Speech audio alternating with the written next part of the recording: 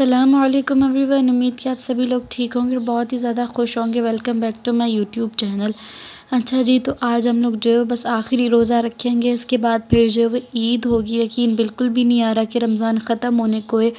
ऐसे लग रहा है कि जैसे कल ही की बात हो। हम लोग पहला रोज़ा रखने के लिए इतने ज़्यादा एक्साइटेड हों, पुरजोश हों कि पहली सहरी करेंगे, पहली इफ्तारी करेंगे और देखते ही देखते माह रमज़ान अपने इख्तिताम को आ गया है। बिल्कुल जो है ना, दिल उदास सा हो गया। ईद की खुशी भी है लेकिन रमज़ान के जाने का दुख बहुत ज़्यादा है और ऐसा लग रहा है कि जैसे इस रमज़ान बिल्कुल भी हमने इबादत ही नहीं की।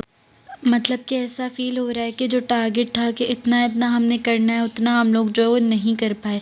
और जी, यहाँ पर मामा बनाने लगी थी सहरी। सहरी के वक्त जो है वो गैस बिल्कुल भी नहीं आती और यहाँ पर मामा जो है वो पराठे बना रही थी। फिर देखते ही देखते हमारी सहरी जो है वो आ गई और हम सहरी करने लगी। और अब आप सब लोग सोच रहे होंगे कि मामा तो पराठे बना रही थी, तो फिर चावल कहाँ से आ गए।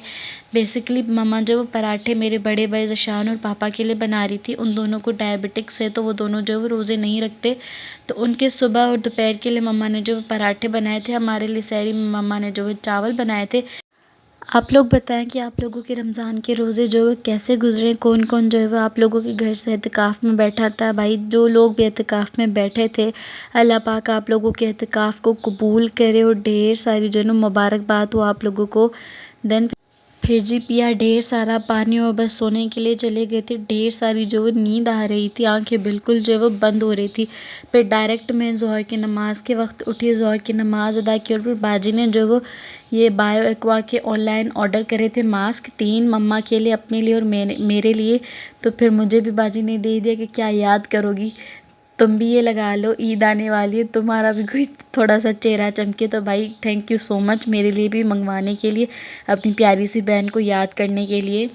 इतना कुछ जो है वो रिकॉर्ड नहीं किया यहाँ पर जी, बस अफ्तारी हो गई थी। बस हम लोग जो आखिरी अफ्तारी करने लगे थे। बहुत ज़्यादा याद आएंगे ये प्यारे प्यारे से मोमेंट, अफ्तारी, सहरी, बहन भाइयों के साथ सहरी और अफ्तारी में मज़े करना। बस अल्लाह पाक हमारी जो इबादतों को कबूल फरमाए और हमें जो अपने ख़ास बंदों में शामिल करे। फिर जी यहाँ पर मैं रेडी हो गई थी क्योंकि मम्मा को, मुझे और बाजी को जो है वो जाना था पार्लर, बाल कटवाने के लिए और मेहंदी लगवाने के लिए। तो यहाँ पर मैं उसके लिए जो है रेडी हो गई थी। एज़ यूजुअल बाजी ने जो है मेरा अबाया पहन लिया और मुझे उनका जो है वो कोट पहनना पड़ा। भाई मुझे अपना अबाया चाहिए, लेकिन बाजी हमेशा बड़े होने का फ़ायदा उठाती हैं और मुझसे अबाया ले लेती हैं। देन फिर जी घर आ गए तो ये थी जी मेरी मेहंदी। दोनों हाथों पे मैंने जो है इस बार सेम ही लगाई थी। पार्लर का इसलिए रिकॉर्ड नहीं कर पाई क्योंकि मैं मोबाइल जो है वो लेकर नहीं गई थी। मैं मोस्टली जो है मोबाइल लेकर नहीं जाती हूँ। जब पापा साथ होते हैं तो मैं मोबाइल लेकर चलती हूँ, वरना मेरा कुछ ऐसा सीन नहीं होता है। मैं मोबाइल जो है घर पर ही छोड़कर चली जाती हूँ कि तुम घर पर रेस्ट करो, बाहर ना घूमने चलो मेरे साथ। फिर जी जब हम लोग घर आए थे तो पापा ने जो वो शीर खोरमा और कस्टर्ड बनाकर ऑलरेडी रख दिया था। थोड़ा सा कस्टर्ड हमने चखने के लिए खाया था।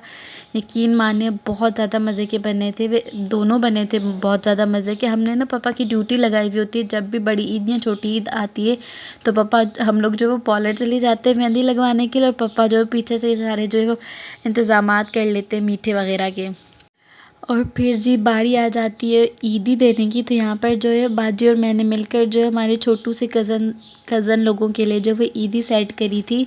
अब वो तो जी बाद में पता चलेगा कि किसको कितनी ईदी मिली। और जी ईद हो, चांद रात और घर गंदा ना हो, ऐसा तो हो ही नहीं सकता।